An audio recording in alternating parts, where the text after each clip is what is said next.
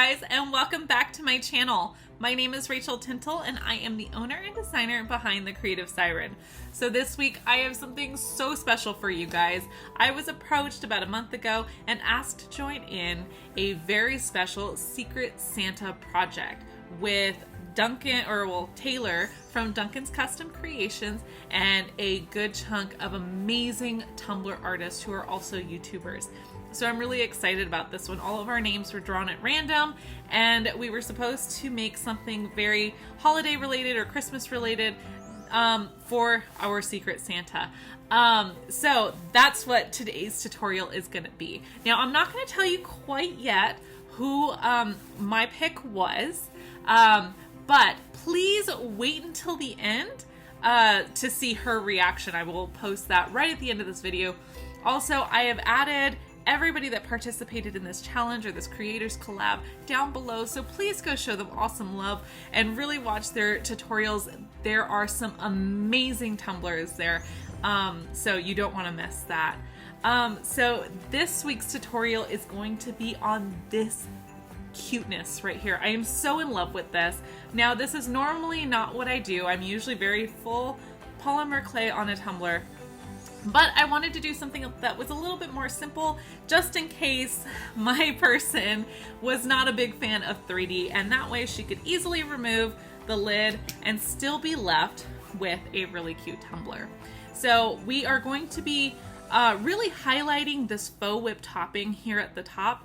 I wanted to really try hard to create this faux whip topping out of clay, because normally we make it out of spackle for the faux whip. So I wanted to make a completely clay topper, and I did it.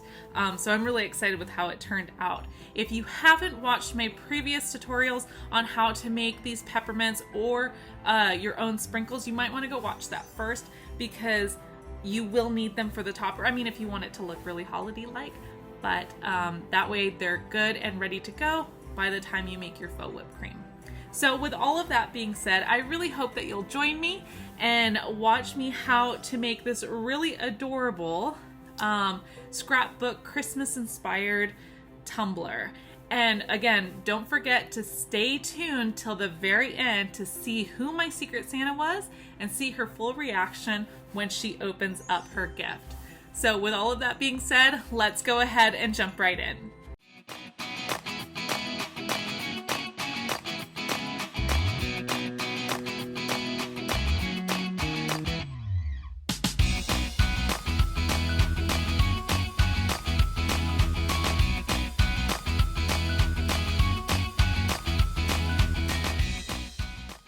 So the first thing I'm doing here is I'm going to tape off the top and bottom of my mug, and I'm going to sand it down really well, just so that the paint has something to adhere to.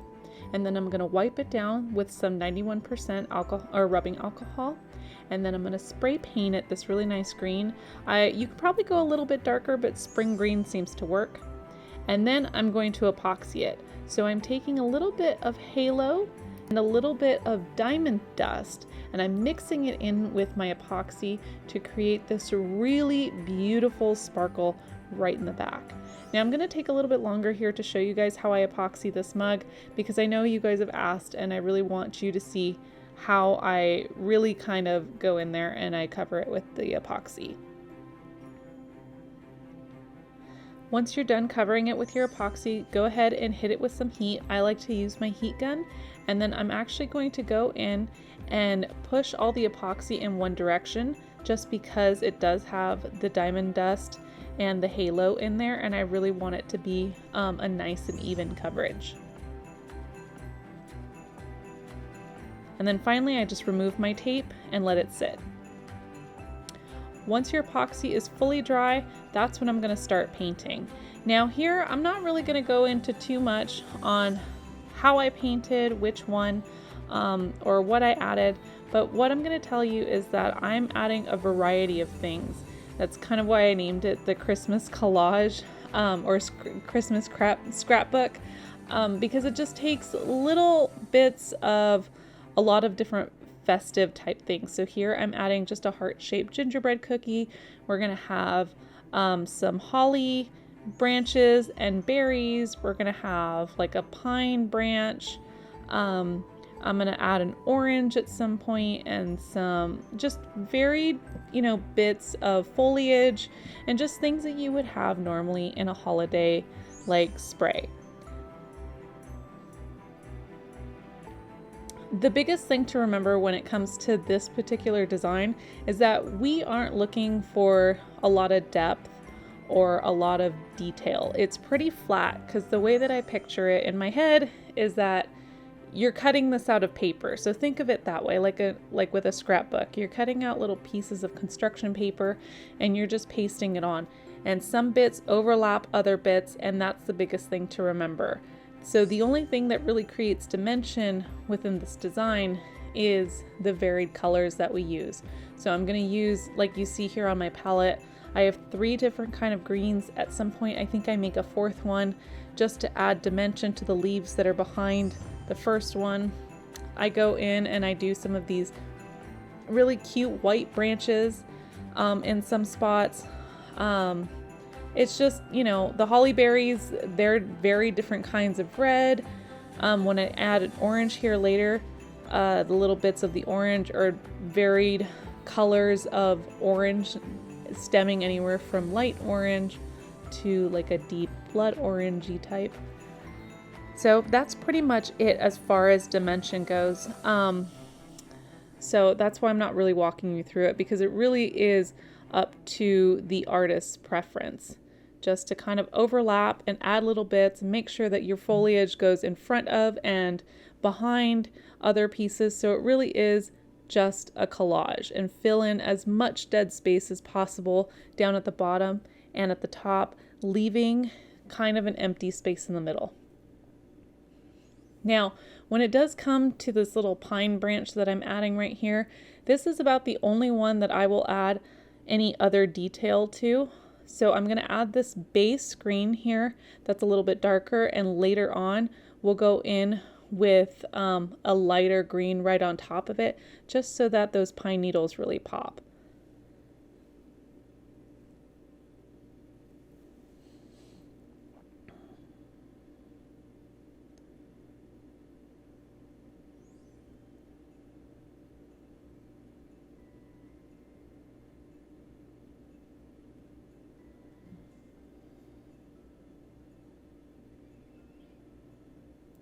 And when you do these holly berries, you can add them in any size. You can make them big, you can make them small, you can make a bushel of them that are both big and small. It really is up to you, and I think that dimension of large and small and in front of and behind of really adds a really awesome look to the overall cup.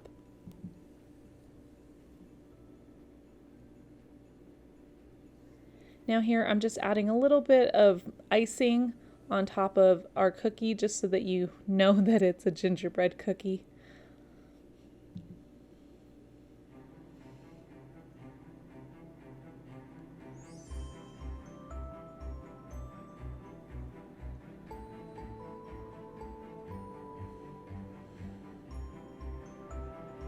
And here I just chose to do a half orange. You can do a whole orange slice if you want to. You can omit the orange altogether if you don't want it. I just thought it gave it a really holiday feel with, the little bits of fruit that were in there. And don't be afraid to add some of those holly leaves and berries right at the very top where the handle is. If you don't want to, if you feel like it's too crowded, then you can leave it all blank and just cover the bottom like I have already, but I think that it gives it kind of a cool feel.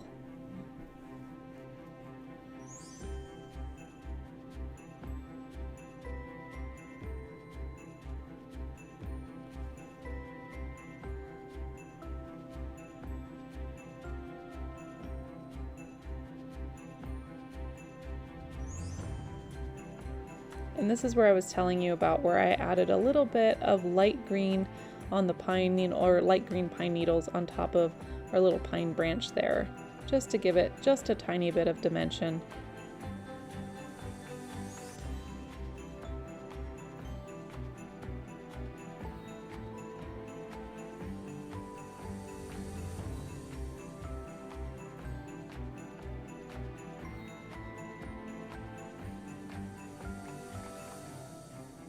And you know, always remember that if there's anything here that you do end up adding that you don't like, the really nice thing is that this is paint and you can easily clean it off without ruining the base part of your cup since we already epoxied it.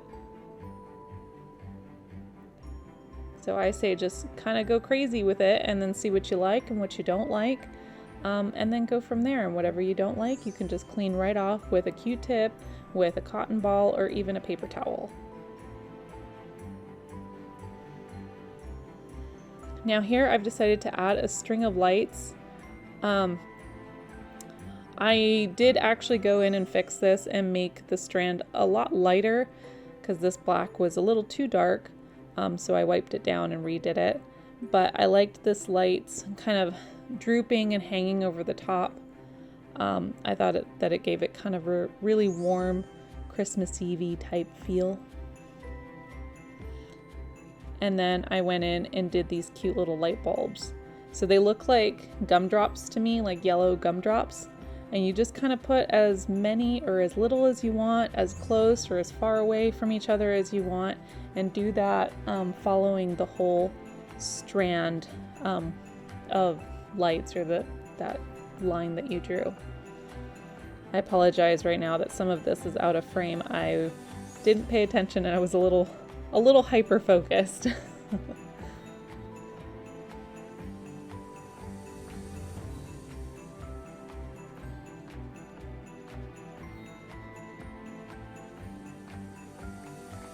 And make sure that you don't put those little gumdrop lights right next to that line, because we're going to come in here and start painting the very bottom of it to be the rest of the light so that they look like dangling outdoor lights. So I start by painting the very bottom of that gumdrop light in this gray that we have, and then I kind of, they kind of look like acorn toppers, honestly.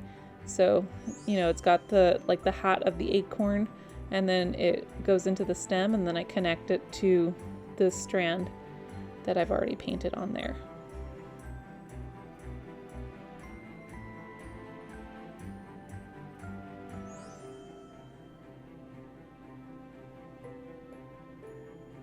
Now here I'm just finishing up the orange. The orange ended up being my favorite part just because I did all of the little wedges inside the orange, different colors, and I just thought that it gave it a really cool aesthetic.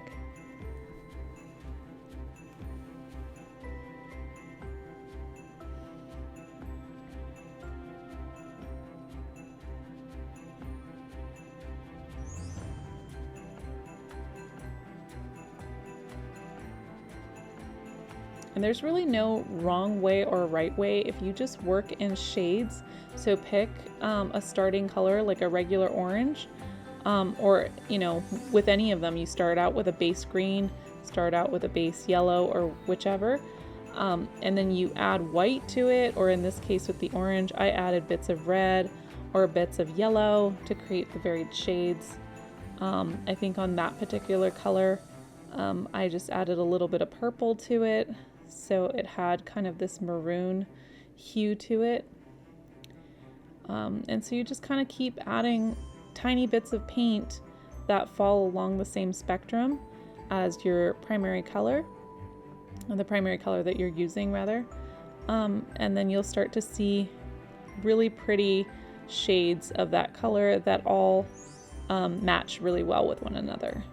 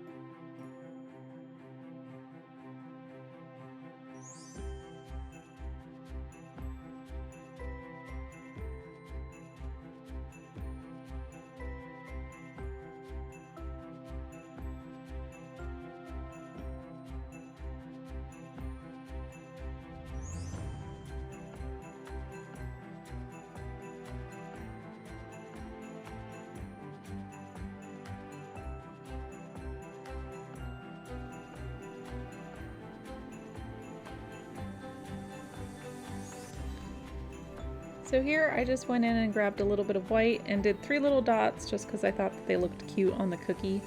And then went in and grabbed my ball tool and I grabbed a green that was very similar to the base color, and I just added these dots all over. There's really no rhyme or reason for them. I just thought that they looked cute against the sparkle of the base layer.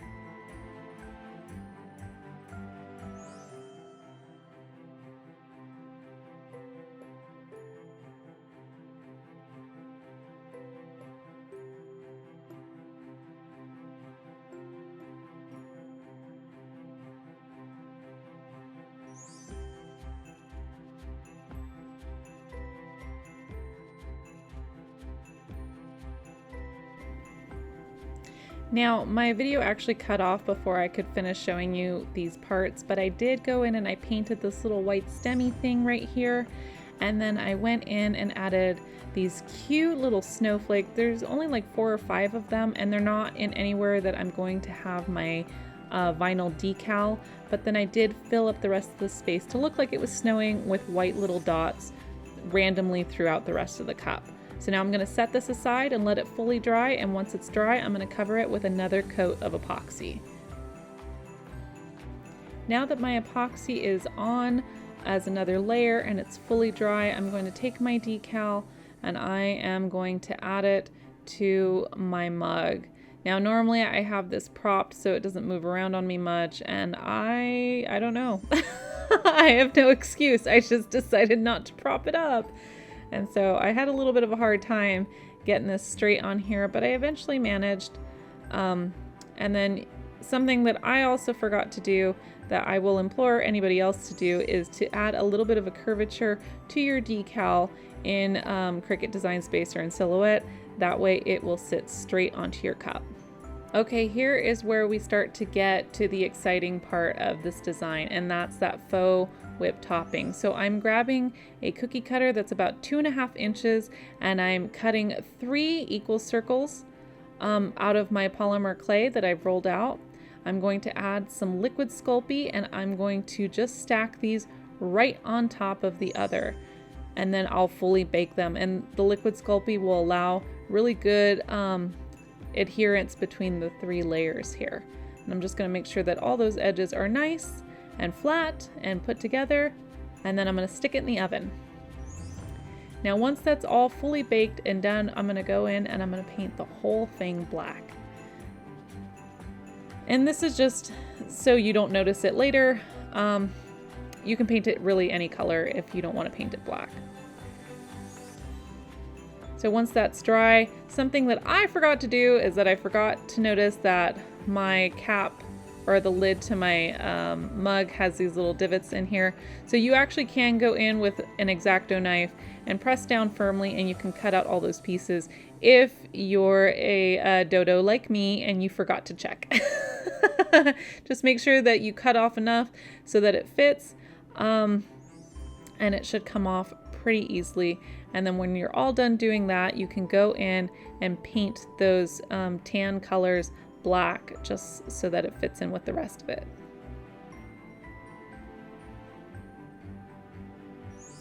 When that's all dry, or while that's drying, we're going to take a little bit of E6000 and we're going to put 4 little dots on the lid of our mug. It doesn't have to be a lot, just a very little bit, because we're going to use that to attach our magnets. And I like to do them diagonal from each other because they will slide across and try and attach, and that E6000 is going to hold them down. Now E6000 does have a strong smell, so we are going to cover this in UV resin later, but that's just to hold down the magnets. So now I'm going to take another 4 of magnets and I'm going to put them right on top of each other. And then I'm going to add a little bit of E6000 on top of that second set of magnets. And I'm going to take my little disc that I just finished baking and I'm going to stick it right on top so that those all adhere to our little disc, and set that aside. Now once that's all dry, we're going to cover each side of our little disc in UV resin and stick it under our UV light. Now this is a really strong light. I think it's 220 watts, I believe. It's a really strong one. It's one used for nail salons, and I'll tell you, it dries this UV resin like it was nothing. So I highly suggest you guys get one of these. And make sure that you concentrate some of that UV resin right around those magnets so it really adheres to those magnets and makes them good and stuck. And once you're done with that side, we'll move on to the next side and just cover that. Now, polymer clay does not actually need to be sealed. It is completely waterproof, but what we're sealing here is the paint. So we don't want that paint chipping off later and getting into anybody's drink. So that's why we're gonna seal this all with UV resin. Now, when it comes to the sides, I'm just gonna use a paintbrush and paint on just a little bit here. Otherwise it's gonna get like messy and drip everywhere. And now I'm going to take my UV resin and I'm going to just concentrate that right around the magnets. We don't need to cover the full thing, and put that under. Now this is the fun part. This is how we make that faux whip topping. So what I have here is I have Crayola Air Dry Clay, and then I have some clear Elmer's glue. And that's really all you need to make this faux whip topping. And you just have to mix it together. You can go in and use your hands if that makes it easier. You can use a piping bag, that Wilton one that I have sitting right next to me here in the video, and mix it in there. Sometimes that's easier to just mix it in the bag. Also, don't be afraid to add more clay or more glue depending on how dry or how wet the consistency is. The way that you want it to kind of end up being is that you want it extremely smooth, and you want it, I know this is going to sound really weird, but it needs to be like diaper rash cream. That's the best way that I can describe it. It's kind of sticky, but it's really, really smooth. And that's going to be what's going to give you that really nice whip topping consistency.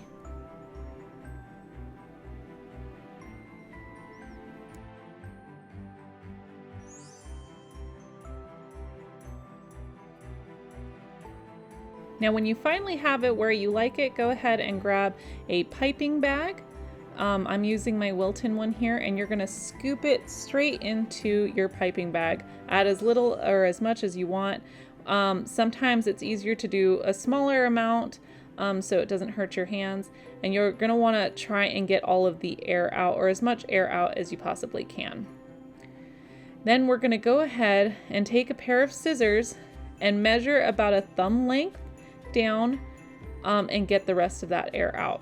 Now I'm gonna go ahead and actually grab a second bag here, and this is the part where I'm going to add my piping tip, and this is just a large star tip that you can get at Michael's, and just measure it out so that there's no plastic overhanging on the bits of your star there. And I'm gonna double bag it because it's actually gonna make it a lot easier for cleanup, or if you wanna save some of this later, you can put it in a Ziploc bag and then save that. Now I'm gonna go back to my lid here, and I'm actually gonna cover the main part of the lid in some cling wrap and just exposing that polymer clay top or flat part that we had made. And then I'm just gonna pipe this in a circle right on top. And this will actually, because it has glue in it, it will adhere to that polymer clay disc that we made. And then it won't adhere to the top itself so that you can remove it. And here I'm just adding some sprinkles that I made from my other tutorials and some little peppermints that I also made from my other tutorials, and throwing those in there as well. And if you're interested, I did make a little tiny cinnamon stick. So all I did was roll out a piece of clay, and then I just kind of roll it up. It's really, really easy. and you cut it to the length that you want, and then go ahead and bake it. And once it's all baked, then you can throw that right into your topper as well.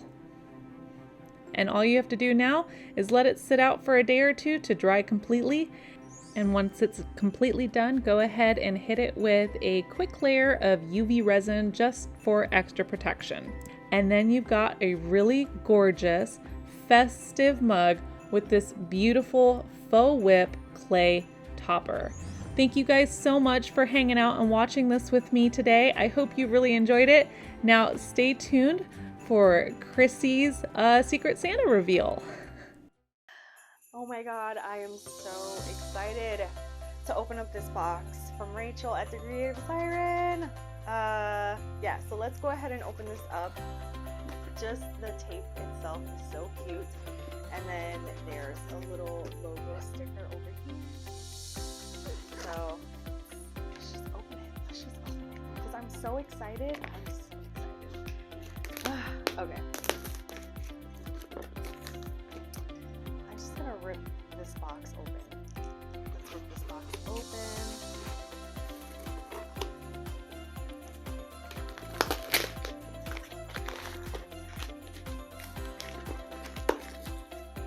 Dang, girl. You know how to package up these boxes. Let me tell you. Okay.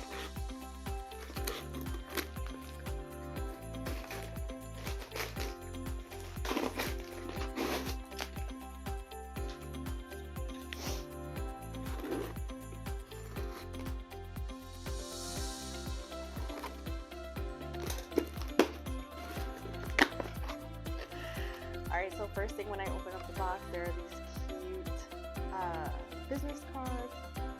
So you guys can see that. And then there's a care card inside. Totally matches her scheme with the mermaid scales. Love it. And then here's the box. Okay. Oh my gosh, how cute. There's a little keychain in here that says Girl Gang. Super cute. Can't wait to put that on the keychain. Alright, here we go. I'm so excited. Oh my gosh. How absolutely perfect is this mug? Amazing. I love it so much. So in the front it says season greetings. Oh my gosh. It looks like she hand painted this. Amazing. I love it. There's one more thing in here, which I guess is the top.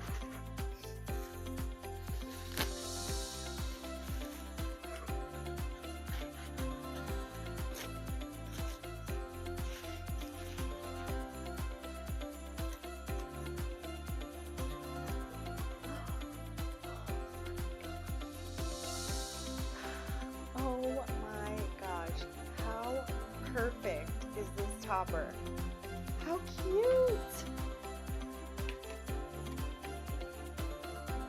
Guys, the talent is real. Amazing. I love it so much. It's perfect. Absolutely perfect.